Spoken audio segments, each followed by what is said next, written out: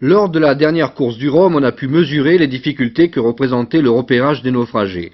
Par mer forte, l'œil discerne mal les canaux de survie et le marin enfermé dans ce radeau insubmersible ne peut qu'attendre les secours.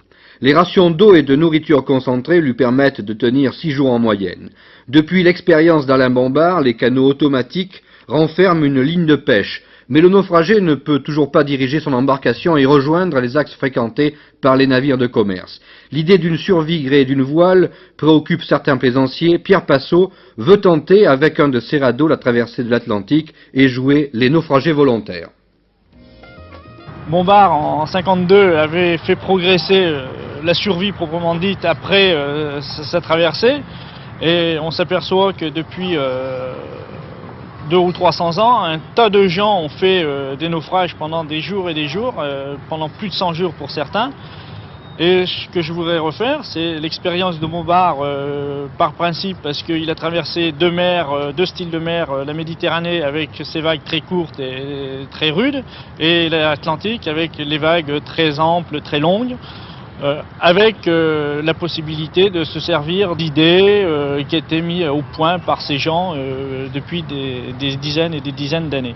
Pierre Passot, qu'est-ce que vous allez emporter comme matériel dans votre canot ? Le matériel qui est obligatoirement agréé par la marine, par les affaires maritimes, plus certains gadgets qui sont à l'heure actuelle sur le marché ou qui vont l'être prochainement, telles ces pochettes qui donnent la possibilité d'avoir de la chaleur, ou ce genre d'alambic qui donne de l'eau douce, environ 1 litre par 24 heures, plus des produits lyophilisés qui donnent une nourriture au niveau des vitamines très importante pour un poids environ de 60 grammes, et des cachets qui ont les propriétés de recycler l'urine. Avec ce genre de matériel, j'aurai de quoi vivre très convenablement, en sachant que Bombard a mis au point une nourriture tirée de la mer qui lui a permis de vivre pendant 65 jours. Alors avec ces améliorations, je pense qu'il n'y aura pas de problème. Le canot de Pierre Passot s'inspire de ce genre d'embarcation. Ce sera un pneumatique muni d'une dérive et d'une voile. Il pourra remonter au vent.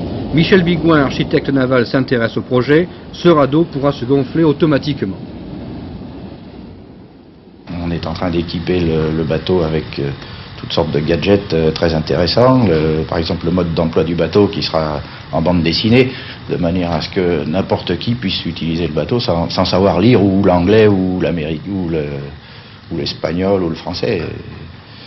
Les gens sont des fois traumatisés et n'ont pas toujours leur esprit bien net dans ces cas-là. Alors, le canot se déplacera à l'aide d'une voile ? À l'aide d'une voile, oui, bien sûr. Alors on lui a installé un plan anti-dérive, un gouvernail, comme un vrai bateau. Évidemment, il n'aura pas les performances d'un bateau de course. Enfin, il permettra quand même de remonter au vent dans de bonnes conditions.